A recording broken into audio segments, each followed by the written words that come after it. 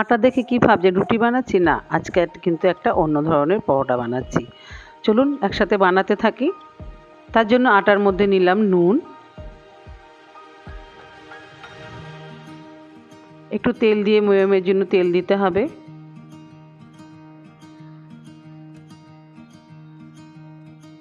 সামান্য চিনি, একটু ভাজা জিরের গুঁড়ো, একটু লাল লঙ্কার গুঁড়ো। আগে শুকনো মশলাগুলো ভালো করে ময়দা আটার সাথে মিশিয়ে নিচ্ছি। আপনি ইচ্ছে করলে ময়দাও খেতে পারেন, কিন্তু আমি আটা খাই তাই আমি আটা নিয়েছি, আর দিচ্ছি সামান্য জোয়ান। এইবার কিন্তু এর সাথে আমি সবজি মেশাবো। এখন শীতকাল, বাজারে নানান রকম সবজি এবং সবজি দিয়ে কিন্তু আপনি নিত্য নতুন ধরনের পরোটা করে নিতে পারেন। আমি আজকে যেই সবজিগুলোই আটার সাথে মেশাচ্ছি সেটা হচ্ছে মেথি শাক। এখন বাজারে কচি মেথি শাক কুচিয়ে নিয়েছি, দিলাম গ্রেট করা আদা, গ্রেট করা পেঁয়াজ এবং কাঁচা লঙ্কা। এই দিয়ে ভালো করে কিন্তু আমি আটাটাকে মেখে নেব। আমি আলাদা করে পুর করিনি, আটার সাথেই কিন্তু সব মেখে নেব এবং জল দিয়ে ভালো করে মেখে একটা ডো বানিয়ে নিতে হবে।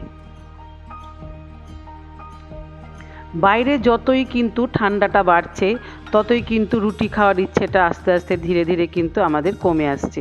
শীত এলেই মনে হয় নানান ধরনের পরোটা খাই, তাই আমিও আজকে একটা অন্য ধরনের পরোটা বানাচ্ছি। এইবার একটু তেল মাখিয়ে আমি এটাকে একটু রেস্টে দেব।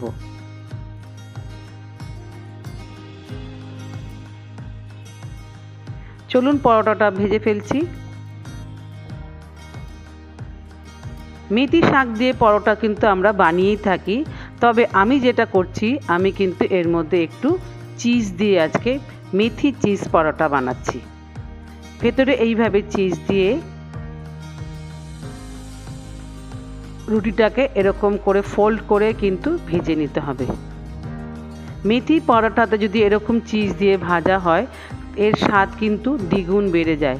শীতকাল এলেই কিন্তু মনে হয় যে বিভিন্ন ধরনের পরোটা খেতে ইচ্ছে হয়। আমি আজকে এইভাবে পরোটা ভাজলাম, তাই আপনাদের সাথেও ভিডিওটা শেয়ার করলাম।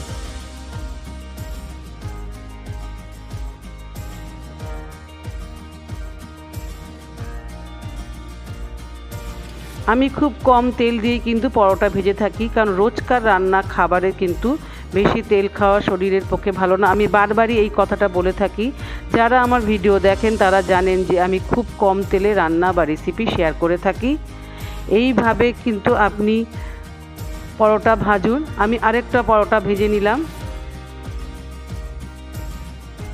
অনেকে ভাবতেই পারে যে পরোটা খেলে কিন্তু তাতে তো তেল যাচ্ছে। হ্যাঁ, আপনি পরোটাতে তেল দিচ্ছেন, কিন্তু এই পরোটার সঙ্গে কিন্তু আপনার কোনো সবজি লাগছে না। সবজি রান্না করতে গেলেও তো আপনাকে কিছুটা তেল দিয়ে রান্না করতে হতো। তাই স্বাস্থ্যকর এইভাবে কিন্তু সব রকম সবজি দিয়ে পরোটা বানিয়ে ফেলুন এবং দইয়ের রায়তার সাথে সার্ভ করুন। ধন্যবাদ।